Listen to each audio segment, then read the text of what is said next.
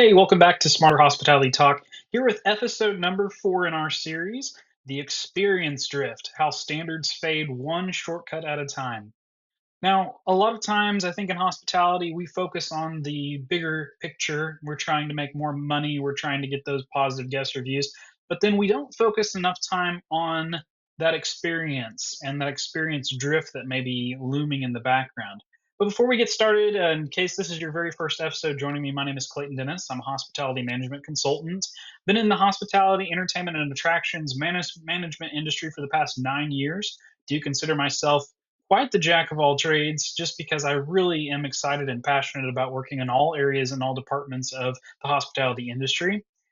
Most recently, I've been in general management and operations management. I have a very strong passion of marketing and business development, so specifically those small businesses. And I really am big on training and team development. That's why I've created this series. Now, with our today's topic, which is talking about the experience drift, I really want to focus on the word experience and what that means to us. And we'll dive a little bit deeper into it, but we're always going to start off our series with the wake up call. Today's wake up call, it doesn't happen overnight. Standards fade one shortcut at a time.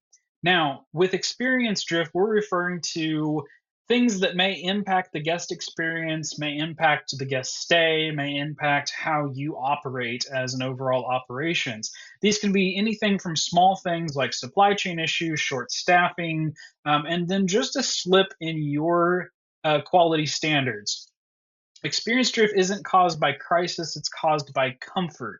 It's comfort when your leaders stop paying attention to those close details, those bullet points that do make a purpose in how your operation moves forward effectively and efficiently, and also in things like we've talked in our other episodes about how maybe you're not following along with what your brand identity is, maybe your team doesn't feel your presence, and also the bigger picture thing of maybe it's just not working how we're approaching it and maybe it's time for a change. Just remember that small declines equal big losses in the end. You don't pay attention to the small things, and we're talking like the curb appeal. We're talking about how your staff interact with your guest. And we're talking about even the processes in place before your guests arrive can really play a big key impact on the overall vision of how your business moves forward, how you're perceived by your guests, and how your team works efficiently to resolve guest issues before they become guest issues. Guests will forgive outdated decor faster than they'll forgive inconsistency in tone or service behavior, according to Deloitte's 2025 travel trends. 82% of travelers say that they expect their hotel stay to feel personal, not procedural, according to Expedia 2025 Future of Travel Report. Now let's dive into that one. 82% of travelers say that they expect their hotel stay to feel personal. Now that's what we're all going to be focusing on today in this talk is experience. How your business operates to make people have an emotional connection to you and where they want to keep coming back. That's the name of the game. Is we want them to keep repeating those things that we do well and keep getting people to come through the doors because of that. But it's saying something whenever they expect things to be personal, either being acknowledged by their name, having personal customizations to their stay, and even feeling to the point that they feel like one of the team or one of your family at your resort. Guest rank staff energy as number one factor in overall experience. As we've talked about in our very first episode, your presence and how your staff's presence feels to your guests really does say a lot about not only yourself as a leader, but also the business overall as a whole. It's a great pulse check whenever you do a little bit of curb appeal check and you walk in and see, are you greeted within 10 feet? Are you greeted with a smile? And is it genuine? Or does this person just here for the paycheck? They have no smile, they have no care, and they're just working and moving along like the cogs on a wheel. So with this wake up call, I'm going to make it a little bit more visual. These are things that I look at that really do base my judgment on how the business is operating as a guest and also as a consultant walking into business. These are areas that I really pay close attention to because they really do impact the guest experience if they're not up to par. The first one would be dusty surfaces or cobwebs up in the corners, and also those ceiling fans that may have dust accumulating on them.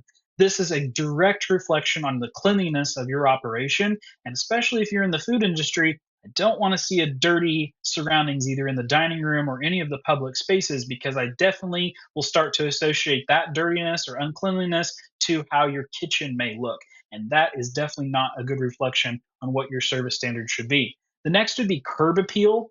I think that the big thing that we forget about in 2025 is your experience begins before they get to the front door. It actually starts when they pull into your parking lot, or what I like to refer to as it starts at the curb.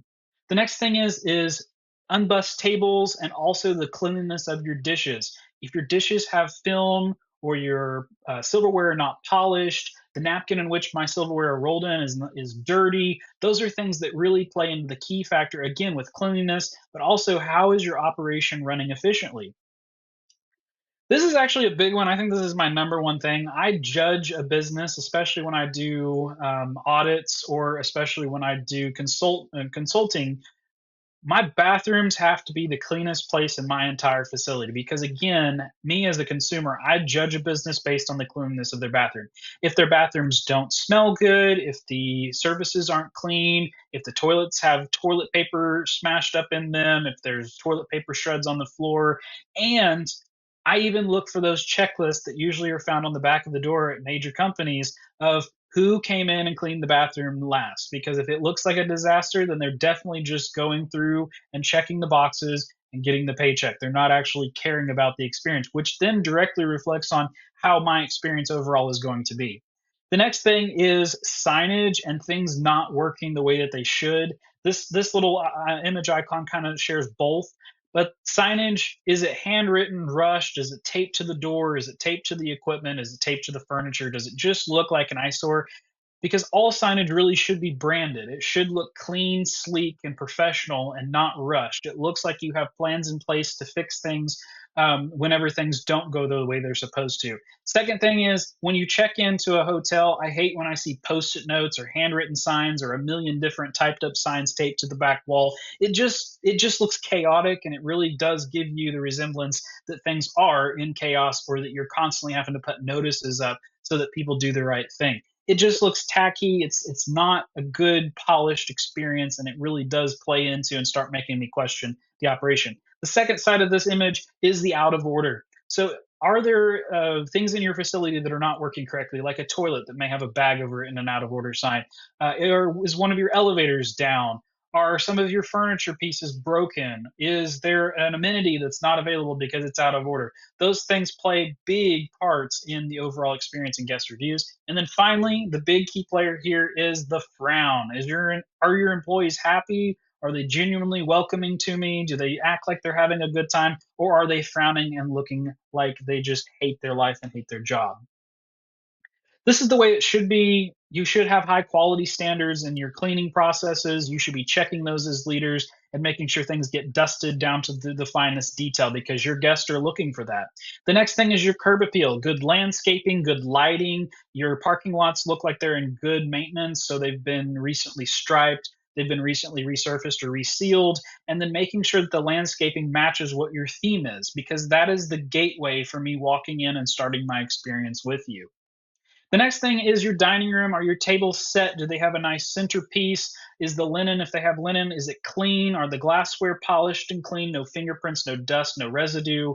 And then also how you're plating your facility. How does the plate look? Does it match the theme of the menu? Does it match the theme of the decor? And does it match what story I'm trying to tell? The next image down there in the bottom left corner is going to be the amenities. So clean towels, they're really nicely pressed. If they're like cloth linens for your restaurant. If you're in your hotel room, are they folded nicely? Does it look like they've paid close attention to detail? And also your public facilities, they're clean and they look very nice, all the way down to everything's stocked, full, and it's ready for me to be enjoying those facilities as a guest.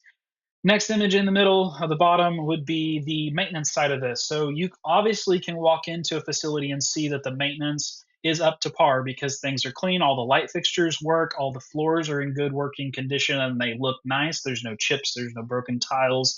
And then also, it just overall, it feels like everything works. All the amenities are available, everything, including your digital signage, if you have it, or TVs in the lobby, they're all working and everything is in good working order. Also, the way that the facility looks, does it look new? Does it smell new? Do I feel that it's not something from the 1960s that's never been remodeled?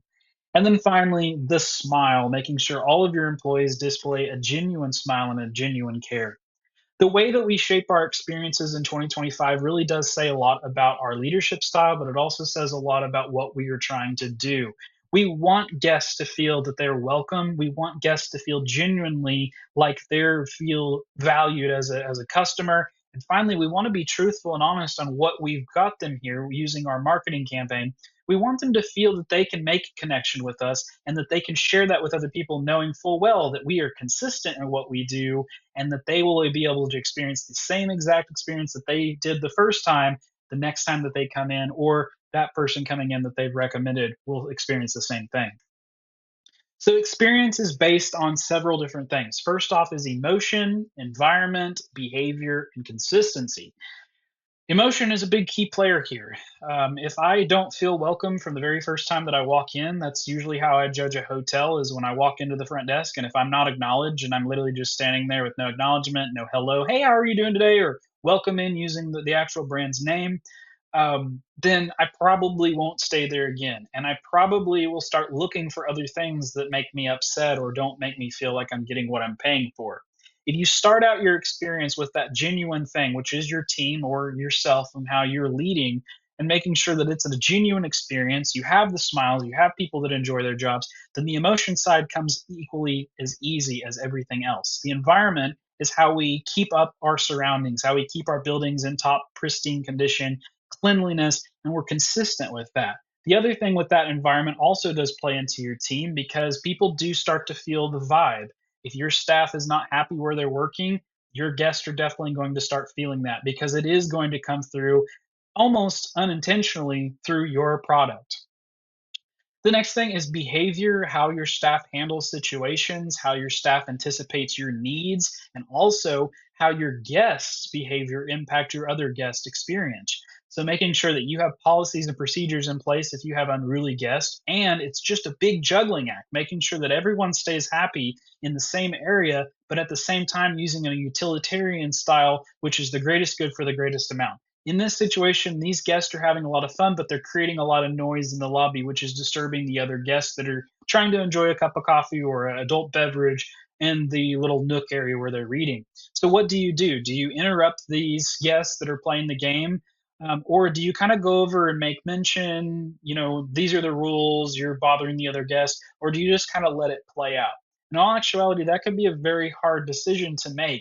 And hopefully, through experience, we'll be able to hone that to where everybody in your facility, everyone in your environment will feel very welcome. They will feel comfortable, and that won't necessarily bother them. And there's a lot of things that play into that we have to consider. And finally, consistency, consistency, consistency. You're going to get tired of me having that same exact word in pretty much every one of my talks, but it truly is the most pivotal piece of advice that I can give you is try to stay consistent in everything that you do.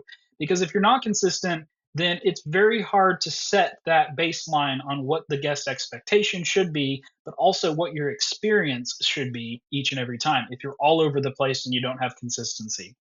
Remember that you can't protect what you haven't defined, so you need to understand what your experience is. Are you wanting it to be a family-friendly destination? Is it a kids zone? Is it a adults only hangout? Are you trying to find a really thrill-seeking adventure type of attraction, or are you looking to have a relaxing spa-like, adults-only, calm, relaxed vibe?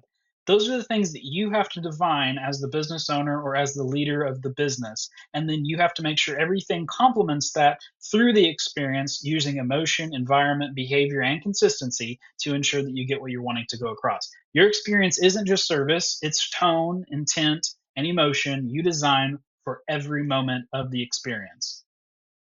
So, what makes an experience? It's actually, again, what we've been talking about emotion, environment, behavior, and consistency. A good experience is aligned with the tone that you've set. it's good, clean energy, and it's an engaged staff. So whenever you walk through the doors, you feel warm, you feel like it's clean, it smells good, it looks good.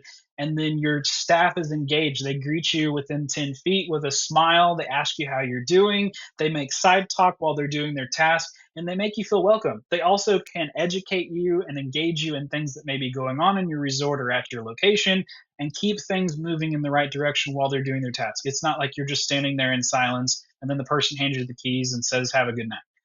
It's actually engaging in everything there. This is tapping into emotion, which then leads to trust from your consumer as they move through the rest of your experience. A drifted experience is the same place, but tone is flat and the intent is lost. So you've got the environment, you've got the emotion that you want, but unfortunately, your tone is flat, your staff doesn't acknowledge, they don't anticipate needs, they're not genuine. The intent is lost because certain things aren't there. You don't have consistency. You might have some bad behavior from your staff, or you might have bad behavior from guests that goes unchecked. Those things really play in. If that emotion is there, then what we perceive is indifference, and that starts to lead to questioning by your consumers, by your guests. Your guests are going to start asking, you know, why did I come here? Why did I pay so much for this experience? If they don't feel like they're in a welcoming experience, if they don't feel connected to the overall equation of emotion, environment, behavior, and consistency, then they're not going to buy into the rest of your experience. And then you're going to end up having a bad review or a bad experience overall. So, how should our guests feel when they leave? That's what we should be asking from start to finish in everything that we do. How will this impact not only our guest experience, but how will this impact their memory of being here with us? Guests don't remember what happened, they remember how it felt to be there. They feel that emotion and they remember that better than anything. So, experience roadmap to being remembered. It starts at the curb. Whenever you're starting your day, I always encourage myself. How I do things is I start from wherever the guests are going to begin, which would be if you're in a physical location, you're going to start from the parking lot at the curb or at the street corner. You're going to walk the full length, exactly where your guest would walk, putting yourself in their shoes, looking at it from the guest perspective, and you're going to start to feel the emotion that your guest would feel the impacts overall that they're going to be experiencing. First impressions form within 7 seconds, according to Harvard Business School studies in 2023. That's pivotal because our first impressions, we have 7 seconds. So from the time that you pull into the parking lot or you pull into your actual property until they get to the front desk, you have 7 seconds to make an impression. You definitely don't want that first impression to be in the parking lot where there's trash everywhere, there's somebody hanging out in an abandoned car, they don't feel safe automatically when they pull in, the lights are burnt out on your sign on your building, and the building looks like it hasn't been renovated in at least 25 years. That's your first impression in 7 seconds. So always think of that 7 seconds on how you can impact your experience and how that first impression does truly matter. Cleanliness, lighting, music, and staff body language shape 60% of perceived quality before any service interaction, according to Cornell Center for Hospitality Research in 2024. That's focus on those big things here. In hospitality, cleanliness is number one, lighting and music, so the environment that you're in, and then also the staff body language. So how your guests perceive you makes up 60% of those four things right there. So we've got to focus on those. The guest emotional timeline. So it's kind of like a roller coaster, and you can be all over the place and you can bounce around in these, but this is how we want them to see our business. This is the flow in every reaction, both through emotion, how they experience your business from start to finish. The first phase is anticipation. Second phase is transition. Third is immersion. Fourth is engagement, and fifth is reflection. And we're going to break each one of these down step by step. So the phase one is anticipation. This is before they even arrive to your business. This is in the research phase. This is them reading your reviews and how you responded to those reviews, checking out your menu, checking your rates, seeing what discounts are available, see your cancellation policy. They look up the amenities and start to plan their visit from start to finish because this is how the consumer works. They want to see what you got available, when I can do it, how I can do it, how much it's going to cost me. And then overall, I want to plan my whole experience so that when I get there, I know exactly where I'm going, I know exactly what I'm doing, and I know the expectation right out of the gate. They've seen your marketing, They've seen your photos and they've seen your promise. Now, that's your campfire. That's where the campfire talk, which we did in the previous episode, that's where it all matters. Does the real thing match the digital story that I'm portraying in my marketing? So, this is the first phase, which is anticipation. You have that time to build the stage, to build the fire, to get them to come into your business. Now we're moving into phase two. They're transitioning from a potential customer to now they're a guest. And this starts the moment that they drive up to your facility. They're checking in on the environment, the signage, how things are flowing, and your staff's visibility. This is the first look that your guest will have to either your facility, your resort, or your restaurant. And this is where the gut instinct is triggered.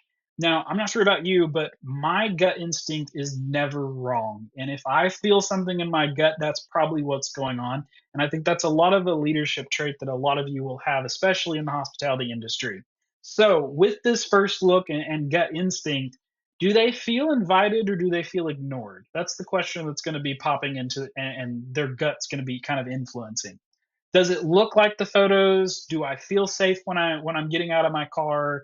And are there any happy guests or any happy employees around? This is their first take on the physical arrival to your business. Phase three is when they become fully immersed, but this is when they first walk into the facility and their first impressions of you. This includes the lighting, how it smells in the building, the audio that maybe you've got pumped into your facility, and also the staff's tone. Do they enjoy their job? Are they genuinely happy that I'm here, or are they just going with the flow? Do I feel valued and and like I belong? So that's the big question that you're going to get during the phase three or during the immersion phase is, do I feel valued and do I feel like I belong? Do I feel safe? Do I feel welcome? Do I feel that all of my questions have been answered? Is the place clean? Was I greeted? Is the staff genuine and helpful? Are they educating me on things that I can do, or asking me if I would like extra towels? And are they real? Are they being truly honest and transparent with me? And are they truly genuine? Does it build excitement? So whenever they first walk into your lobby and they're working with your front desk staff, or they walk into your restaurant and they're dealing with the host and they're looking around the restaurant while the host is getting the menus and everything, that's their immersion phase. They're looking at the lighting, the smells, the sound. They're looking at the tables that have the food on it. They're getting an idea of what they want. Their gut instinct has moved into this next phase, so now they're there. They feel safe. They're locked in. But how will you keep that momentum going? Phase four. This is during their entire stay and their entire, like I say, their adventure duration.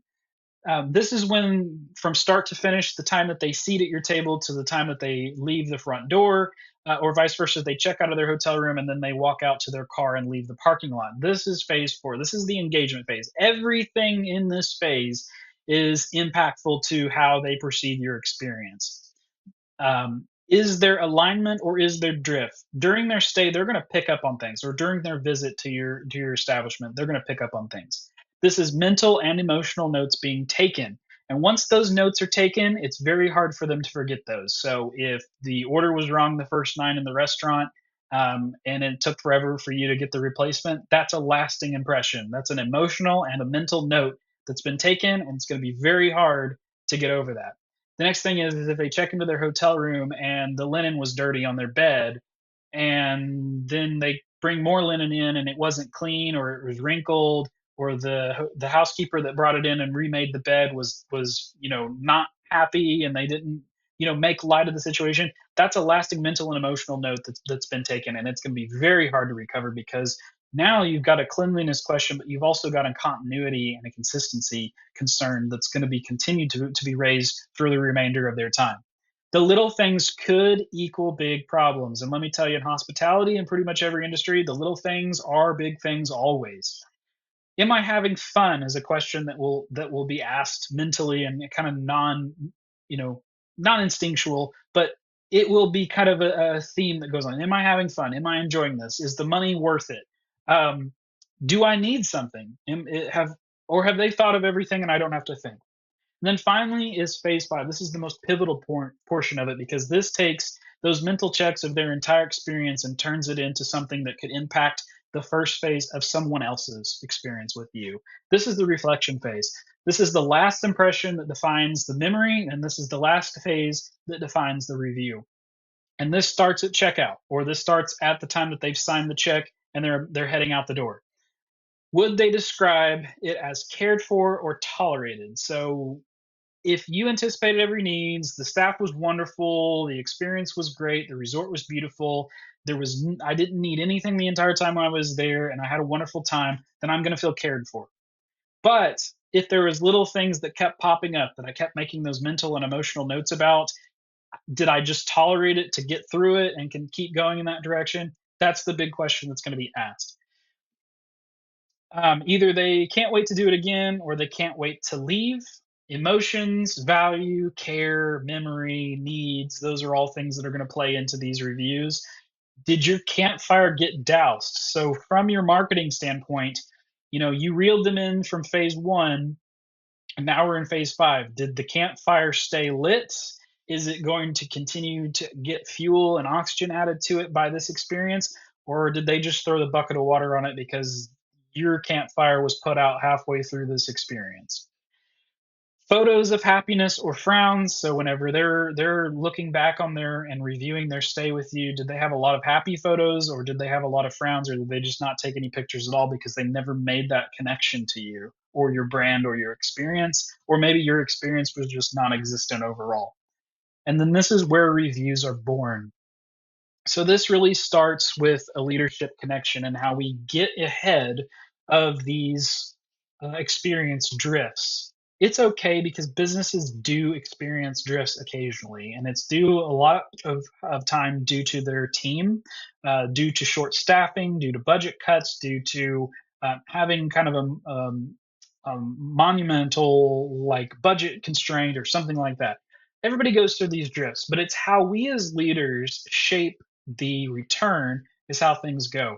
And the best thing to do, and like I've said already before, is it really does start in the parking lot. Your leadership connection has to begin in the eyes of your guests. So every day, multiple times a day, just like we've talked in one of our very first talks, your presence has to be known, but you need to understand how your guests feel through all phases of every department, of every outlet that you have from every phase. So from start to finish, how does the experience feel? How does it make me feel? When you arrive, I want you to arrive unannounced. I don't want you to tell anybody that you're coming. I don't want you to tell anybody what you're doing. This is kind of playing into what we've previously talked about in another episode, which is our ship walk. But this one's a little bit different. This is a basically come in on your day off, and I want you to experience your destination or your business or your facility in the eyes of a guest. You're not constrained by time clocks. You're not constrained by tasks that need to be done. You're completely focused on the guest experience. So I want you to arrive unannounced at your business, and I want you to park where your guest would. I want you to get out of your car, and I want you to walk exactly where your guest would or where you would want your guests to go. Is there appropriate signage to direct them in the direction that they're going? Is your landscaping up to par? Is your are your lines on your parking spaces, are they in good working order? Are they visible? Is your parking lot clean? Did you have the street sweeper come in and clean it? Is the lighting working in your parking lot? Are all the signs on your building, if they're lit signs, are they fully functional? When you walk up to your front door, is there a maybe an ashtray that's there for people to bust upon? Is it clean? Is it smoking? Does it smell bad? Are the trash cans overflowing? Is the bench clean so when I get there and I want to enjoy the view or I want to enjoy the nice day, I can sit down on the bench and it's clean and not have to worry about getting my clothes dirty? And then I want you to walk in, and I want you to walk in as if you've never been there before. And I want you to do kind of like we've talked about in our ship boxes, and then look at it from the perspective of the guest, from the top all the way to the floor. So from ceiling to floor, look at everything, experience everything, take it all in. How does it feel? How does it smell? How does it look? Is it clean? Do I feel safe? Do I feel welcome? And was I greeted when I walked in the door? And I want you to write down what you feel before you even say hello. So from the time you get into your parking space until this moment, write everything down. Everything that impacts your emotion. If it frustrates you that the trash wasn't picked up out of the parking lot today, write it down. If curb appeal feels tired, rushed, or forgotten, your entire guest experience is starting behind schedule. And that truly is how it works. It all starts at the curb. So let's shift gears and let's look more at the guest trends for 2025 and focus on what the guests really want. I'm going to break this down into three categories: lodging, restaurants, and attractions. First one we're going to start off with is the guest trends and what they're desiring from their lodging. This is what matters to them: personalization, authentic design, conscious comfort, effortless tech, and micro moments. Personalization, we want everything to feel like you're doing it just for me. You don't do this for anybody else. That's where you feel valued, and that's where you start to get that emotional connection. And this starts before they walk up to the counter to check in, or before they walk up to the host to get seated at the restaurant. This is personalization at its finest. They greet you, they acknowledge you, they give you full eye contact, they smile, and they're genuine with it. It's not just robotics, and it's not just why are you here, how many. It is truly personalization, and that is the number one thing that people want in hospitality through guest trends right now is personalization. The second is authentic design. So a lot of hospitality facilities are now focusing on local, and one of the big things that I'll point out is kind of a marketing crisis that happened in 2025. I'm going to give an example of Cracker Barrel. They forgot their local story. They forgot where they came from, and they forgot the importance of keeping it local. The great thing that Cracker Barrel has had for many years is when you walk in, there's antiques on the wall. There's several restaurant chains that do this, and a lot of them source from local antique malls, or they source products that are focused on local history. And that's what people want in 2025. They want an authentic design that connects them to the local story, connects them to your story that you're trying to portray, and fits their brand. They don't want copy and paste decor. I don't want to walk into, and honestly, you can see it as you drive down the street. Taco Bell's and McDonald's and all these chain restaurants have all went to this sleek modern design, but they all really look the same, just in different color schemes and a different logo on them. But you need to be authentic in hospitality. So you need to set your story aside and bring out local history, tell the local story, bring the local comfort into your business. The third thing that guests want is conscious comfort. They want to feel that your amenities are complementing their environment. So if you're a nature resort located in a national park, then you really need to have a really keen focus on recyclables. The state park that I was at, our biggest thing is we needed to focus on decreasing the amount of paper usage that we have in our restrooms and our facilities. So all of our paper towel dispensers were replaced with hand dryers that are electric hand dryers. It's saving paper, it's saving trees, and it's an economic impact. Also, any of our paper goods that we did have were all recycled materials, they were all compostable, and that really helped to give a conscious comfort. It's basically comfort without guilt. And then finally, the fourth one would be effortless tech. um, it's 2025. If your website is not mobile friendly, then you need to hire someone tomorrow to get that fixed for you, because your guests are going to be most likely booking on their phone or researching you on their phone. So they want mobile check in and they want frictionless communication. So we still need to have that front desk, because that's where the personalization comes in, the actual staff member that creates a personal moment. But we need to have a sleek, streamlined check in that is frictionless, that is easy. Basically, give them the tools and resources to check in before they arrive, to where all it becomes is a nice, warm welcome. And here's your keys, Mr. Smith. And your room is going to be located right around the corner. You'll get on the elevator and go up to deck 3, and your room is there. We need to streamline it to where there is no friction. There's no waiting in lines. There's no long paperwork. There's no signing papers. And if there is, we need to streamline it into a mobile friendly way. And then finally, micro moments, small human gestures. So learning their names, calling them by name, or referring to them as Mr. or Mrs. Smith. Um, Remembering if you serve them multiple nights at your resort and your restaurant, remembering that Mrs. Smith likes a glass of Chardonnay and Mr. Smith likes a Jack and Coke. And he prefers no ice, and he wants a lemon on the rim of the glass. Those are things that are going to make big impacts, not only from your team, but also for your overall experience. 73% of travelers now rank experience quality over price, according to Expedia this year.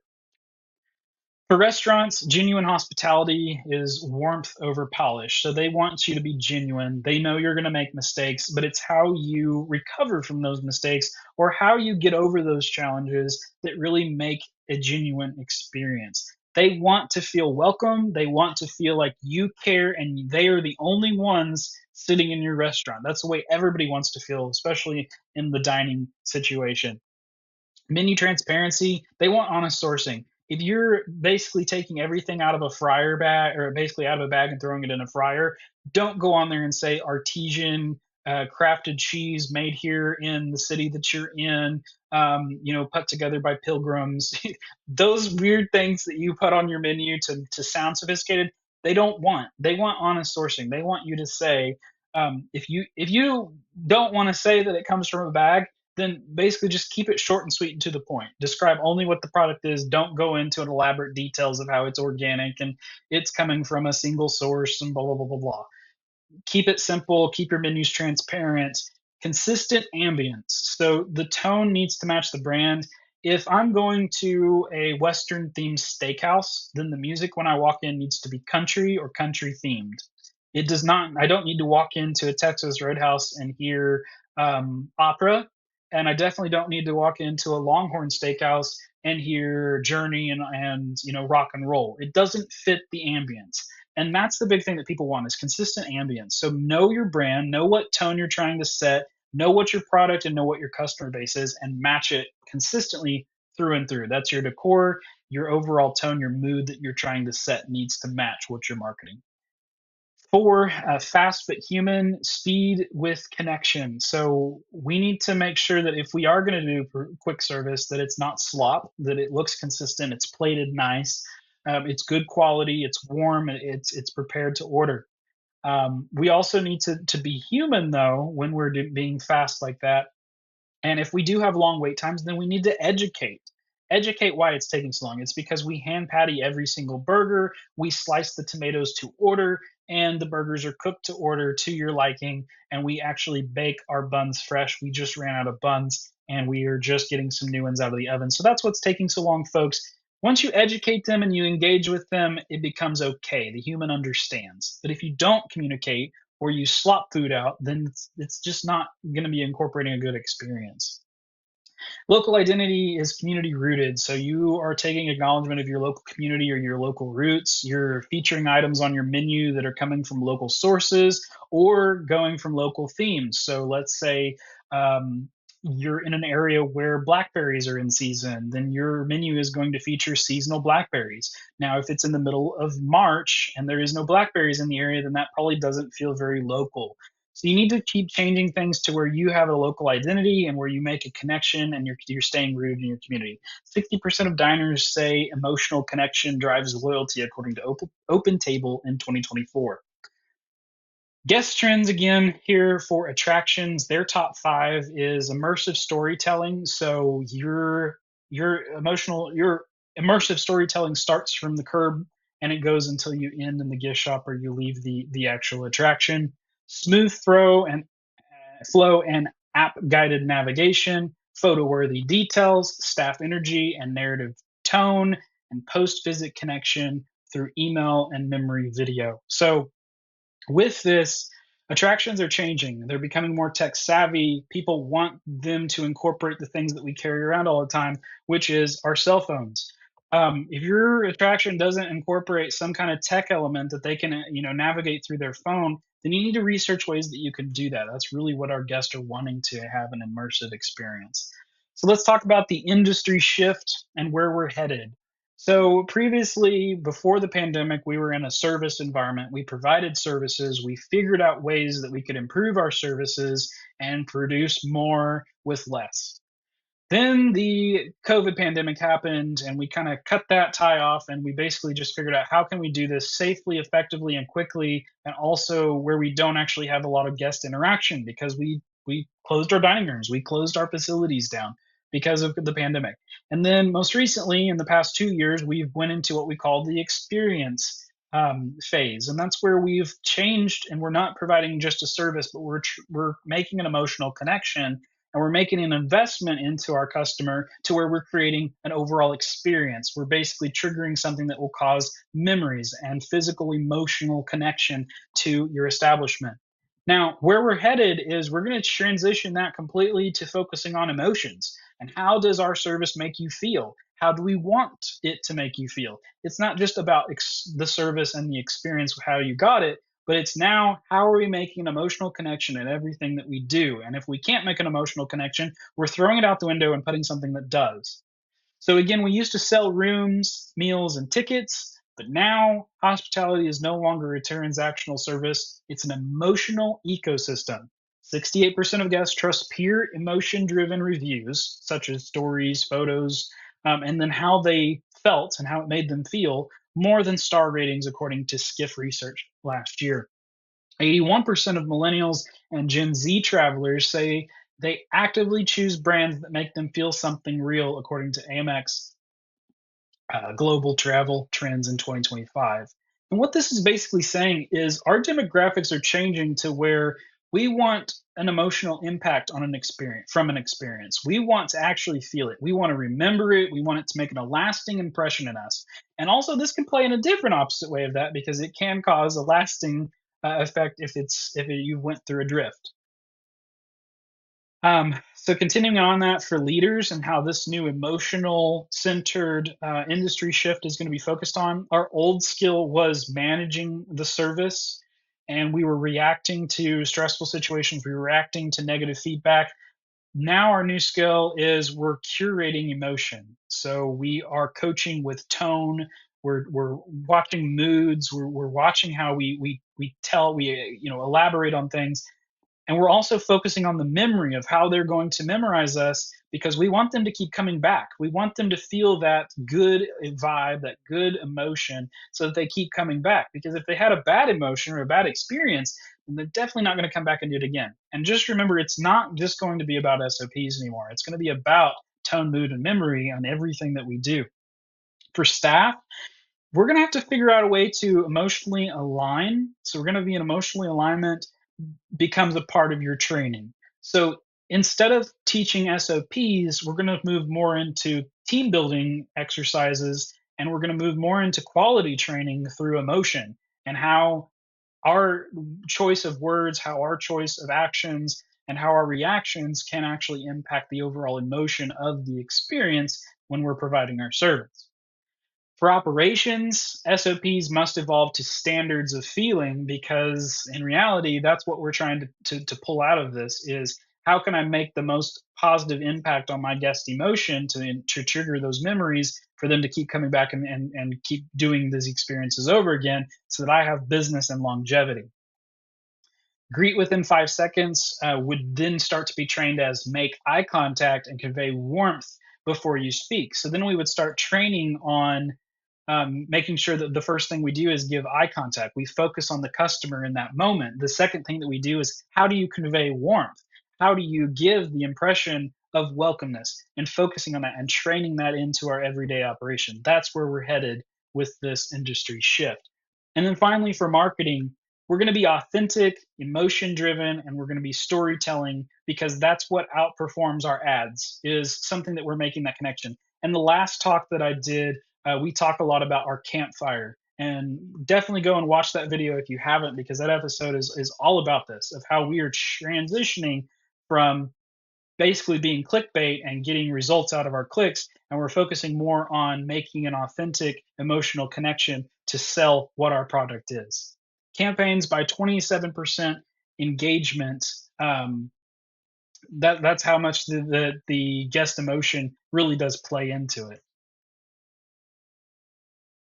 The future trajectory, this is going to be hospitality 4.0.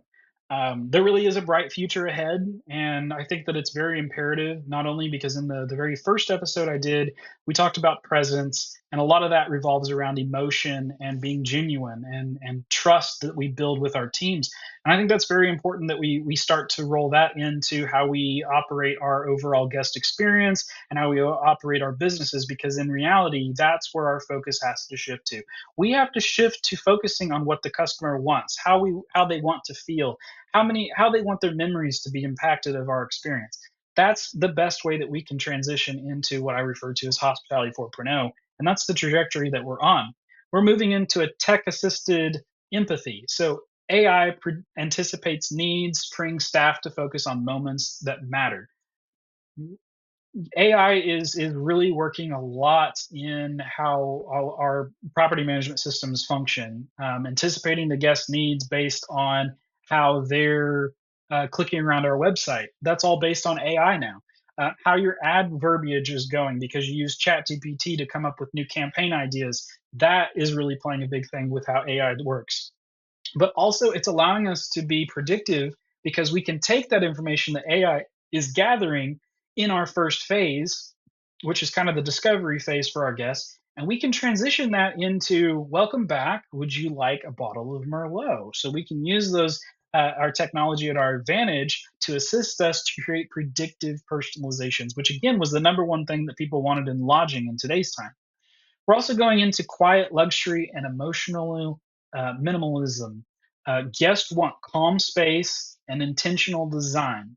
They want to feel relaxed because we live in a world where it's constant noise, it's constant bad news, it's constant media, it's constant look at this, look who's fighting over this.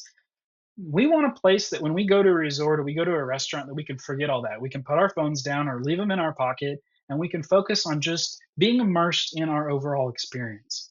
They want less clutter and they want more connection. So basically, strip things down to the bare minimum and then focus on me and make it about how it makes me feel. That's really the focus here. Community integration, we want local because here's the deal.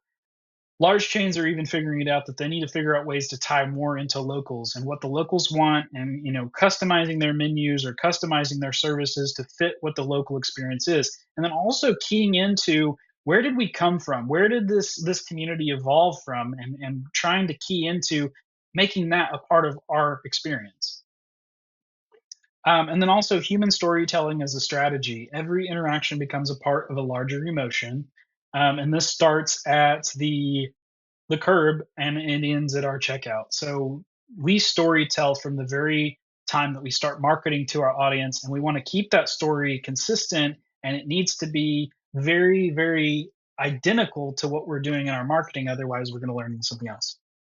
All right, so we are now at the end of this talk. This is the Smarter Shift section. This is where I challenge you to take what you've learned and apply it or question yourself on how you do things in your operation. Today's is going to be about experience self debate. This is where I want you to go back to your business or sit down now, take out a piece of paper, draw a line right down the middle, and then another one across at the bottom of that line.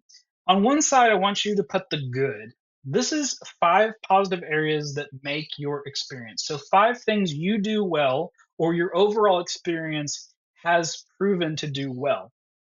On the other side of that, on the right side of the page, I want you to write down 5 negative areas. This is the bad that make your experience. So what are 5 negative things that are impacting your experience or have impacted your guests to either not return or to leave a bad review?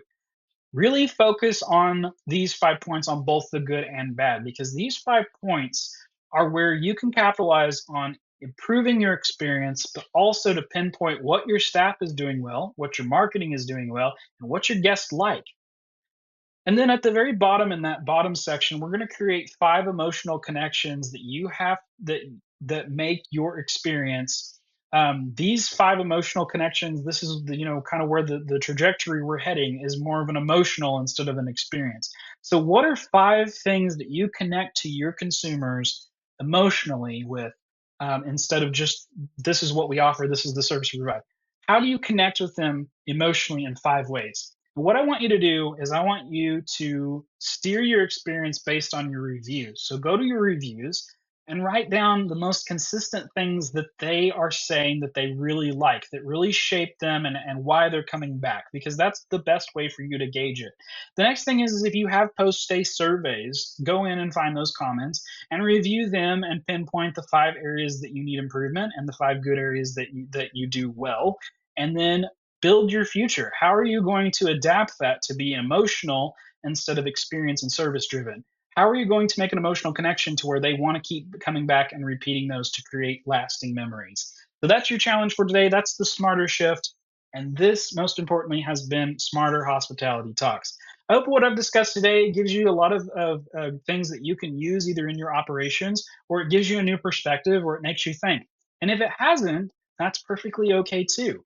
But what we have to learn as leaders is every day is a learning opportunity for us. And not everything that I may say you may agree with, and that's perfectly fine. That's what allows us to be human, and that's what allows our businesses to continue to flourish and grow under our own direction. But what I really like to do is I like to make these a discussion.